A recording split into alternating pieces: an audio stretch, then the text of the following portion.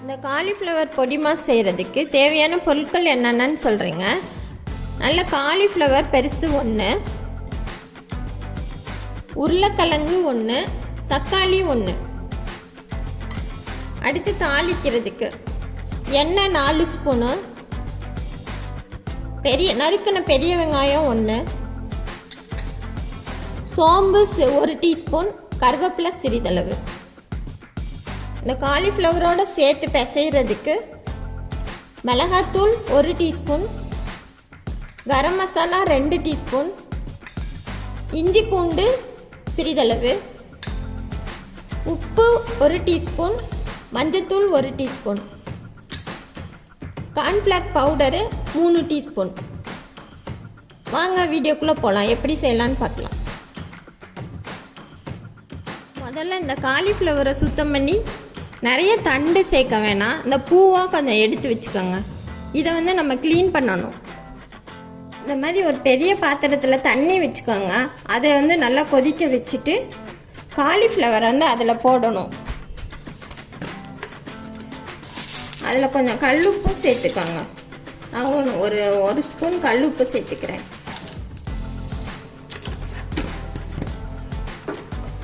ஏன்னா இந்த காலிஃப்ளவரில் பூச்சிங்க ஏதாவது இருக்கும், மருந்தெல்லாம் அடிச்சிருப்பாங்க, அதெல்லாம் எடுக்கிறதுக்கு தான் நம்ம சுடுதண்ணியில் ஒரு 5 நிமிஷம் போட்டு வைக்கணும். இப்போ தண்ணி நல்லா கொதிக்குதுங்க. இந்த காலிஃப்ளவரை இதில் போட்டுடலாம்.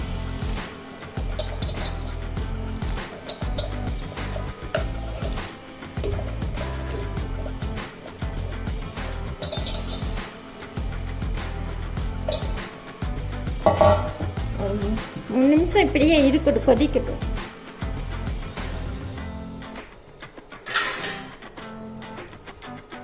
இதோடையே நம்ம இந்த உருளைக்கிழங்க 2 கட் பண்ணி 3 துண்டாக கட் பண்ணி போட்டுருங்க.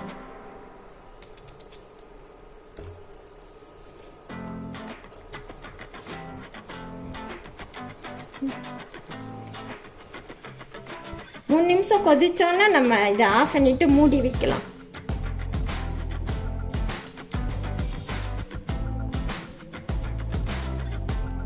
நம்ம காலிஃப்ளவரை போட்டோன்னா தண்ணி கொதிக்க ஆரம்பிக்கிறப்ப நம்ம அடுப்பை ஆஃப் பண்ணிடணும். இந்த பாருங்கள், தண்ணி கொதிக்க ஆரம்பிக்குது. இப்போ ஆஃப் பண்ணி மூடி வச்சிடலாம். 5 நிமிஷம் அப்படியே இருக்கட்டும். 5 நிமிஷம் ஆயிடுச்சுங்க.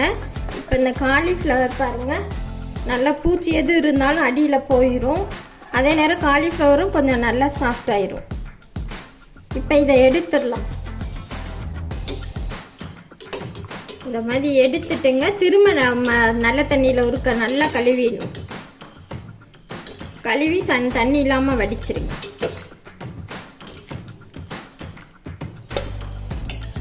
நம்ம நல்ல தண்ணியில் கழுவுன காலிஃப்ளவரை இந்த மாதிரி கொஞ்சம் பொடி மாஸ்க்கு மாதிரி உதிர்த்து வச்சுக்கோங்க.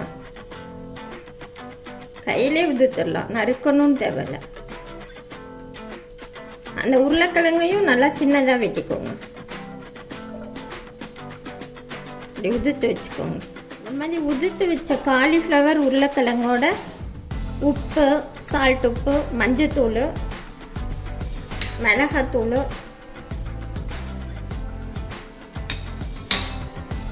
இந்த கார்ன்ஃப்ளவர் பவுடர், இது 3ஐயும் கலந்து நல்லா குலுக்கி வச்சுக்கோங்க. குலுக்கி ஓரமாக வச்சுருங்க.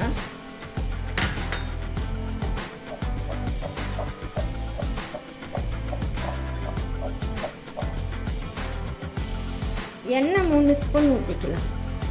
இன்னொரு ஸ்பூன் கடைசியாக ஊற்றலாம்.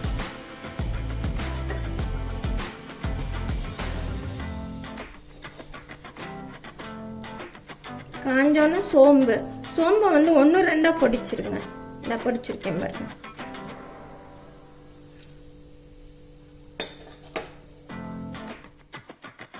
கருவேப்பிலை சேர்த்துக்கலாம்.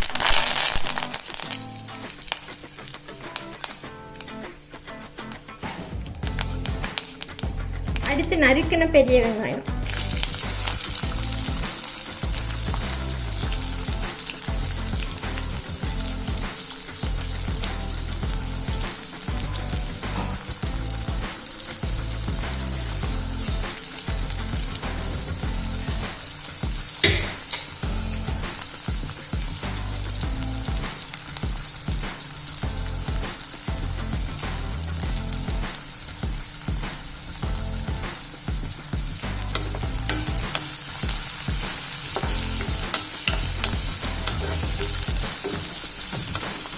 நல்லா வாசனையாக இருக்குது.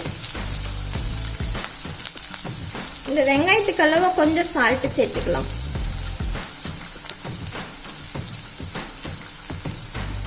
பாருங்க, கொஞ்சமாக இந்த வெங்காயத்துக்கு.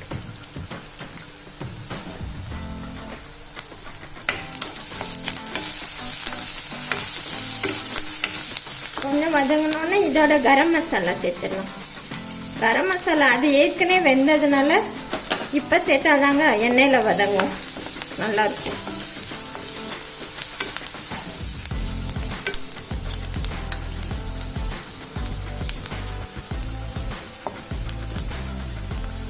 அந்த காலிஃப்ளவரில் இதை கரம் மசாலா போட்டு பேசவே வேண்டாம்.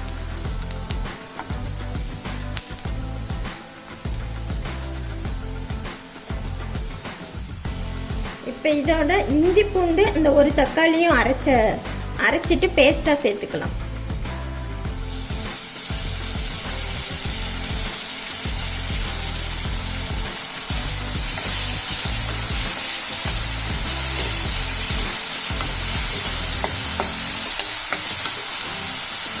நல்லா பச்சை வாசனை போகுது.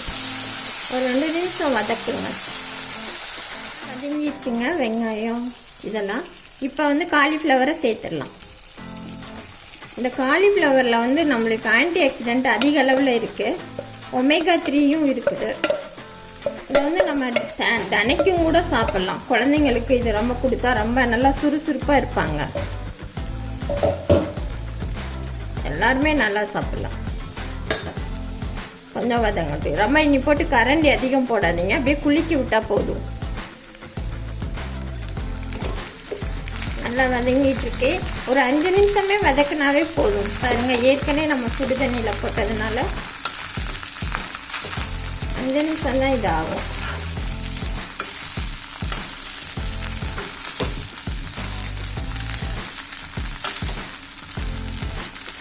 காலிஃப்ளவரில் வந்து விட்டமின் சியும் மெக்னீசியமும் அதிக அளவில் இருக்குது. நம்ம ஸ்கின்னுக்கும் ரொம்ப நல்லது. புற்றுநோய் செல்களையும் இது வந்து தடுக்குதுன்னு சொல்கிறாங்க.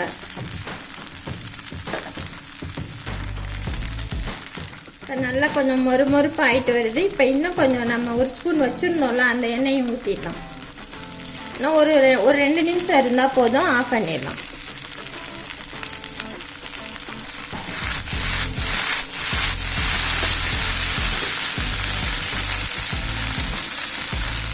மன அழுத்தம் மற்றும் மூளை சோர்வை போக்கும் காலிஃப்ளவர் பொடி மாஸ் தயாராகிடுச்சுங்க. இந்த மாதிரி மெத்தடில் செஞ்சு கொடுத்து பாருங்கள். வீட்டில் எல்லாருக்கும் ரொம்ப பிடிக்கும். நன்றி, வணக்கம்.